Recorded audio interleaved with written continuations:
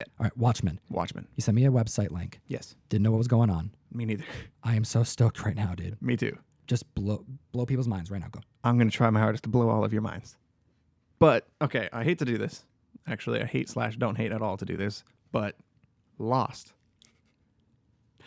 It's a good, okay, now this is an appropriate, this is one of the few times where I would say, you know what, this all reminds me of Lost, like hardcore. Thank dude. you. This Okay. does. It does, man. I remember when Lost was big and there were freaking commercials playing through like other shows in primetime television. Fake commercials. Fake commercials about the Dharma Initiative that you can join. Websites about fake Dharma this and that. It was a whole game that you played online that was happening in real time. It was insanely awesome, and it was really original, and I kind of always wanted more stuff like that to happen. Yeah, we're getting that Since right Lost, now. We're getting a little bit of that with Lost, with Watchmen. Mostly because it's the same genius behind the scenes. Genius might be an overstatement. I don't know. If you're watching this, Damon, I apologize. You're probably a genius. But thank you for making both of these websites, all of this stuff. I'm digging it. All right. Anyway, it's a fake website that takes place in the universe of the Watchmen TV show. Name of the site is? It is called PTpedia. Okay. Which is a big mystery for me. Like, well, that's weird. What is that a guy's name? PT? Like Peter, but with PT, like a little kid?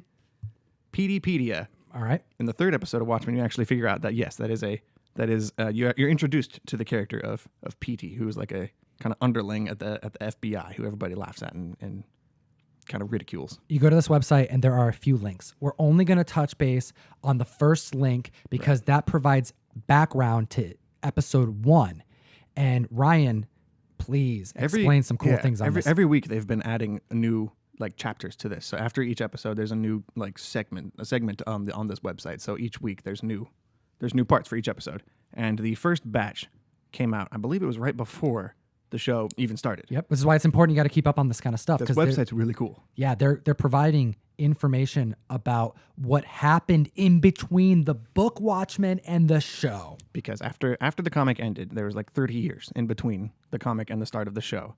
And this guy, Petey, this character in the show, is a disgruntled FBI agent who nobody takes seriously. So he has been uploading all of these documents to this like low-key website that he's running in the basement office of the FBI that he works out of. And one of them was this big memo that he wrote about Rorschach's journal that was dropped off at the newspaper at the end of the comic. Oh, dude. And he's kind of digging into it and analyzing it and explaining how it's bad and how certain groups that are in the TV show that are not very friendly, who have kind of taken a liking to Rorschach, how they are using this journal as like a manifesto. And there's in the background, almost in the way he's writing, there's little nuggets that are dropped that you can just glance over, that if you're not paying attention, will go right by you. The most important one, the biggest one that I found, was a reference to Fredric Wertham. That's right. Oh, we're talking about Wertham spectrum. What is the Wertham spectrum, man? They don't even explain it in this. They don't explain it because in the world of Watchmen, the TV show, this Wertham spectrum is a thing that has existed for 30 years that everyone is familiar with. So they don't explain it. You have to pick it up while reading this website. Fredric Wertham, if you don't know this name, he was the doctor that caused the seduction of the innocents in American history. You know, really bringing together the government, the schools, and the religious sectors to all rile together to be against comic books. And that caused a huge decline in the economy of comics. It created the code, and it's looked at as one of the main reasons why comics almost disappeared entirely from Americana. And they're calling this spectrum the Wertham spectrum in Watchmen. It's apparently a tool that psychologists or psychiatrists, I'm never able to tell which one's which, but people who are diagnosing people's mental states, and they have diagnosed different superheroes on the Wertham spectrum. So there's they have described Ozymandias, for example, as a savior / narcissist. Okay, makes sense. Those kind of, I would say, those apply to him. Rorschach himself was described as an objectivist / sociopath.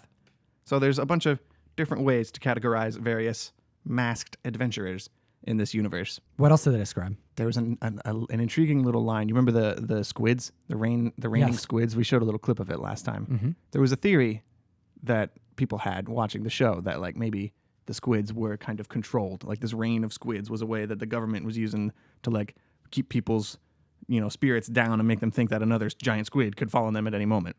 But if you find out through a little throwaway line on this article about Rorschach's journal here that nobody knows what's going on with these giant squids, that nobody in the government knows what's going on, and that it's actually like a real mystery, that it's not some kind of conspiracy that people are hiding. See, if you didn't read this, you would still be going off of these ideas that are already in print. You also find out in this text that Night Owl has been in prison since 1995. Oh, and he's still alive. He's still alive. They got away at the end of the comic book. Like he managed to get back into normal life, but he got back into superheroing in between the 80s and 95. Dude, can you imagine? Got arrested. If we get like a background, some kind of prequel series to this? Before Watchmen? Oh, man. That already exists. Oh, man, it'd be so cool. Anyway, there's a lot of information on this website. It's being updated every week. It's a really cool way to kind of peel back the layers and experience the world of this Watchmen series, which is a weird mix of like our own world today, but also the comic that we've all been reading for 40 years now, 30 years. If you don't get on this show and be on HBO, you're going to regret it. It's only out for 9 episodes. So the 4th one just came out. It's already almost halfway done. You should get on it. You should watch this. I'm really enjoying it. If you have the patience for a mystery show, That's right. then yeah, give it a shot because it's a fun ride.